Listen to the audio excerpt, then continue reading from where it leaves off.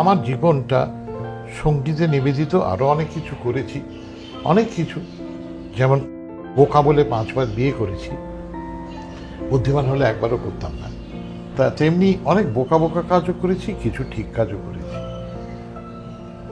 শ্রেণী আনুকূল্য পেয়েছি, মধ্যবিত্ত সমাজে জন্মেছি।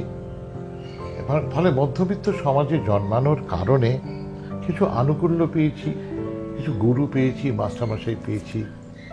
20 টাকা দিতে পেরেছি শিক্ষার জন্য, 25 টাকা দিতে পেরেছি। গরিব ঘরে জন্মালে সেটা তো হতো না।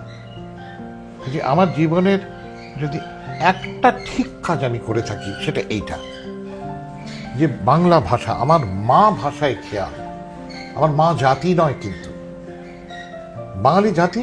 সুখে থাকুন, ভালো থাকুন, যা করার করুন। আমি বাংলা ভাষায় আগ্রহী, যে ভাষায় যে কেউ কথা বলতে পারেন, বলেনও। আমাদের কতজন সহনাগরিক এই কলকাতা শহরে, তারা তো বাঙালি নন, কিন্তু বাংলা ভাষা ভালো মতন জানেন, বাংলা ভাষায় কথা বলেন, লেখেন। তাদের সকলের জন্য এই খেয়াল।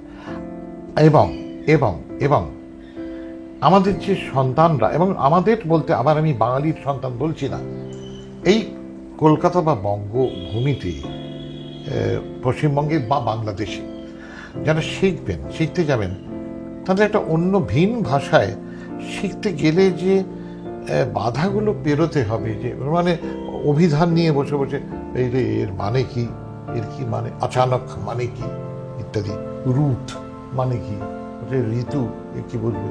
যে বাংলা ভাষায় যদি তারা শিখতে পারেন, তারা অনেক ভালো করে শিখবেন এবং তারাও একদিন আবার শেখাতে পারবেন।